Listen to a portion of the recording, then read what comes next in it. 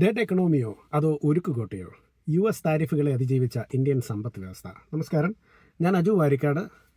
ഇന്ന് നമുക്ക് ഈ ഒരു വിഷയവുമായി ബന്ധപ്പെട്ട് സംസാരിക്കാം. 2025-26 സാമ്പത്തിക വർഷത്തിൻ്റെ രണ്ടാം പകുതി ലോക സാമ്പത്തിക ചരിത്രത്തിൽ തന്നെ വലിയൊരു അത്ഭുതമാണ് സമ്മാനിച്ചത്. ഒരേ സമയം പരസ്പര വിരുദ്ധമായ രണ്ട് കാര്യങ്ങളാണ് ഈ വർഷം സംഭവിച്ചത്. അമേരിക്കൻ പ്രസിഡന്റ് ഡൊണാൾഡ് ട്രംപ് ഇന്ത്യയെ ഒരു ഡെഡ് എക്കണോമി അഥവാ നിർജ്ജീവമായ സമ്പദ് വ്യവസ്ഥ എന്ന് വിളിച്ച് കളിയാക്കിയതൊക്കെ നമുക്ക് ഓർമ്മയുണ്ട്. ഇന്ത്യക്കെതിരെ സാമ്പത്തിക ഉപരോധങ്ങൾ ഏർപ്പെടുത്തുകയും ചെയ്തു. എന്നാൽ അതേസമയം തന്നെ ഇന്ത്യയുടെ GDP 8.2 എന്ന അവിശ്വസനീയമായ നിരക്കിൽ വളർന്നതായി കണക്കുകളൊക്കെ പുറത്തു വന്നു. അമേരിക്കയുടെ കടുത്ത സമ്മർദ്ദത്തെയും ടാക്സ് ഭീഷണികളെയും ഇന്ത്യ എങ്ങനെയാണ് അതിജീവിച്ചത്?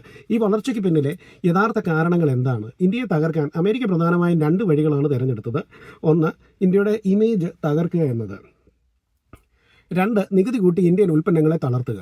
ട്രംപ് ഇന്ത്യയെ താരിഫ് കിങ് എന്ന് വിളിച്ചത് വെറുതെ ആയിരുന്നില്ല. ഇന്ത്യ സാമ്പത്തികമായി തകർന്ന രാജ്യമാണെന്ന് വരുത്തി തീർത്ത് അമേരിക്കയുമായുള്ള കച്ചവടം ഇന്ത്യയുടെ നിലനിൽപ്പിന് അത്യാവശ്യമാണെന്ന് തോന്നിപ്പിക്കുക എന്നതായിരുന്നു അദ്ദേഹത്തിൻ്റെ തന്ത്രം.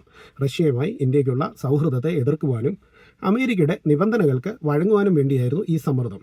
അവരുടെ ഡെഡ് എക്കണോമികൾ ഒരുമിച്ച് തകരട്ടെ എന്ന് ട്രംപ് സോഷ്യൽ മീഡിയയിൽ കുറിച്ചത് ഇതിൻ്റെ ഭാഗമായിട്ടായിരുന്നു. വെറും വാക്കുകൾ കൊണ്ട് മാത്രമല്ല, പ്രവൃത്തിയിലൂടെയും അമേരിക്ക ഇത് നടപ്പിലാക്കി. 2025 ഫെബ്രുവരിയിൽ തുടങ്ങിയ ടാക്സ് വർധനവ് ഓഗസ്റ്റ് ആയപ്പോഴേക്കും വലിയൊരു തലവേദനയായി മാറി.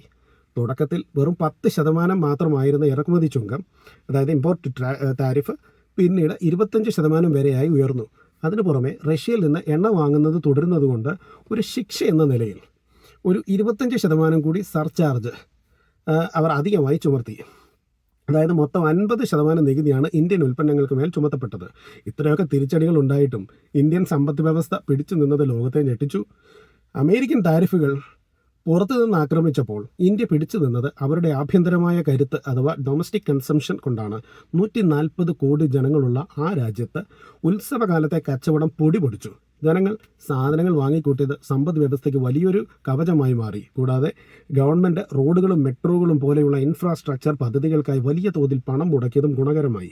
കയറ്റുമതിയിൽ കുറവുണ്ടെങ്കിലും നിർമ്മാണ മേഖലയും സേവന മേഖലയും വൻ കുതിപ്പാണ് നടത്തിയത്. ചൈനയ്ക്ക് പുറമെ മറ്റൊരു നിർമ്മാണ കേന്ദ്രം തിരയുന്ന ആഗോള കമ്പനികൾ ഇന്ത്യയിലേക്ക് തിരിഞ്ഞതും ബാങ്കിംഗ്, റിയൽ എസ്റ്റേറ്റ് തുടങ്ങിയ മേഖലകൾ സജീവമായതും 8.2% വളർച്ച നേടാൻ ഇന്ത്യയെ സഹായിച്ചു. എങ്കിലും ഈ സാമ്പത്തിക യുദ്ധം ചില മേഖലകളിൽ വലിയ മുറിവുകൾ ഉണ്ടാക്കി എന്നത് സത്യമാണ്.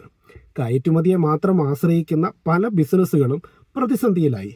പ്രധാനമായും രത്നവ്യാപാര മേഖല, ജെംസ് ആൻഡ് ജ്വല്ലറി, ആ മേഖലയെ ഇത് കാര്യമായി ബാധിച്ചു. അമേരിക്കയിലേക്കുള്ള കയറ്റുമതിയിൽ 60% ഇടിവാണ് ആ മേഖലയ്ക്കുണ്ടായത്. പിന്നെ അതുപോലെ തന്നെ റിലയൻസ് ഇൻഡസ്ട്രീസ് പോലെയുള്ള വമ്പൻ കമ്പനികൾക്ക് അമേരിക്കൻ സമ്മർദ്ദത്തിന് വഴങ്ങി തങ്ങളുടെ എണ്ണ വ്യാപാര രീതിയിൽ മാറ്റം വരുത്തേണ്ടി വന്നു. എന്നാൽ ഫാർമസ്യൂട്ടിക്കൽ മേഖല വലിയ പരിക്കുകളൊന്നും ഇല്ലാതെ രക്ഷപ്പെട്ടു. കാരണം അമേരിക്കൻ ജനതയ്ക്ക് കുറഞ്ഞ ചെലവിൽ മരുന്നുകൾ ലഭിക്കാൻ ഇന്ത്യയെ ആശ്രയിക്കാതെ വേറെ വഴിയില്ലായിരുന്നു. അവസാനമായി ട്രംപിൻ്റെ ഡെഡ് എക്കണോമി എന്ന പരിഹാസത്തിന് ലോകം നൽകിയ മറുപടി എന്താണെന്ന് നോക്കാം. IMF, വേൾഡ് ബാങ്ക് തുടങ്ങിയ അന്താരാഷ്ട്ര ഏജൻസികൾ ഇന്ത്യയുടെ കണക്കുകളെയാണ് വിശ്വസിച്ചത്. ഇന്ത്യയുടെ സമ്പദ് വ്യവസ്ഥ ശക്തമാണെന്നും പുറത്തുനിന്നുള്ള ഇത്തരം വെല്ലുവിളികളെ നേരിടാൻ ഇന്ത്യക്ക് ശക്തിയുണ്ടെന്നും അവർ വിലയിരുത്തി.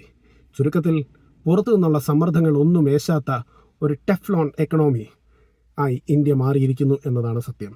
സ്വന്തം കാലിൽ നിൽക്കുവാനുള്ള ഇന്ത്യയുടെ ഈ കഴിവ് തിരിച്ചറിഞ്ഞതോടെ ഒരു ഒത്തുതീർപ്പ് ചർച്ചകൾക്ക് പോലും അമേരിക്ക ഇപ്പോൾ തയ്യാറായിരിക്കുകയാണ്.